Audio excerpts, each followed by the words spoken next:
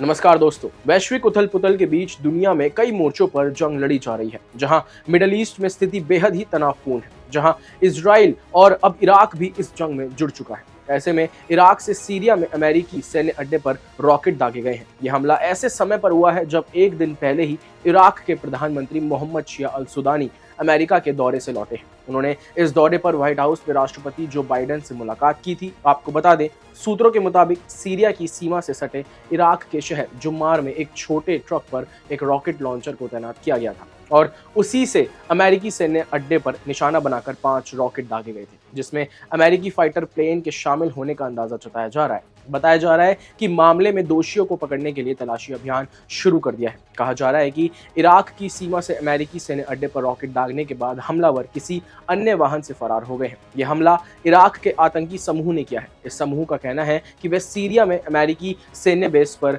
इसी तरह से हमला करना जारी रखेंगे। आइए अब एक नज़र ईरान और इजराइल की जंग की ओर भी देख लेते हैं, जहां इजराइल ने अभी तक आधारिक तौर पर यह स्वीकार नहीं किया है कि शुक्रवार को ईरान में हुआ हमला उसी की ओर से किया गया था। वहीं ईरान के सैन्य और राजनीतिक नेतृत्व ने भी इस बात को बहुत महत्व नहीं दिया है, बल्कि इस पर जिक्र तक भी नहीं हुआ था। माना जा रहा है कि उन्होंने ऐसा दिखाने की कोशिश की है कि कुछ हुआ ही नहीं है।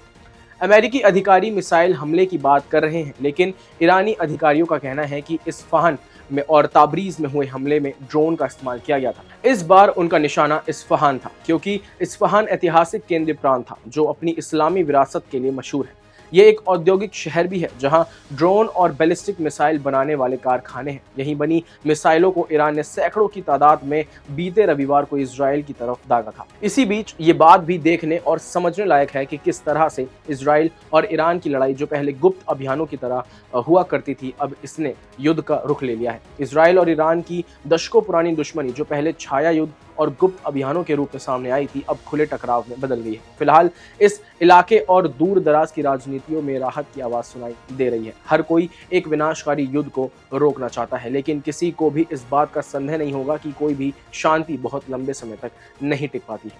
यह इलाका अभी भी जल रहा है। आपको बता दें, आज ही ईरान के राष्ट्रपति अपने 3 दिन के पाकिस्तान दौरे पर गए हैं। ईरानी राष्ट्रपति पाकिस्तान का दौरा ऐसे समय में कर रहे हैं जब ईरान इजराइल टकराव चरम पर है। वहीं इस साल की शुरुआत में पाकिस्तान और ईरान के संबंधों में उस समय कड़वाहट देखने को मिली थी जब दोनों देशों ने एक दूसरे की धरती पर किए हमलों को आतंकवादियों के खिलाफ कार्रवाई बताया था। इस दौरान या इस दौरे का एजेंडा दोनों देशों के बीच द्विपक्षीय संबंधों को प्राथमिकता देना है। इस जंग के माहौल में ईरानी राष्ट्रपति का इस्लामाबाद दौरा बहुत महत्वपूर्ण हो गया है, क्योंकि इजराइल के साथ हालिया तनाव के बाद इब्राहिम रईसी ने अपने पहले विदेशी दौरे के लिए पाकिस्तान को चुना है। ऐसे में ये सवाल भी उठता है कि इस समय ईरानी राष्ट्रपति के पाकिस्तान दौरे को शक्तिशाली पश्चिमी देश कैसे देखेंगे। क्या इससे पाकिस्तान को भी अमेरिका में की नाराजगी झेलनी पड़ सकती है? आपका क्या सोचना है इस बारे में हमें कमेंट करके जरूर बताएं। अभी के लिए फिलहाल बस इतना ही। मुझे दीजिए इजाजत। ऐसी ही देश और दुनिया की तमाम बड़ी खबरों और जानकारियों के लिए देखते रहे क्लिक इंडिया। धन्यवाद।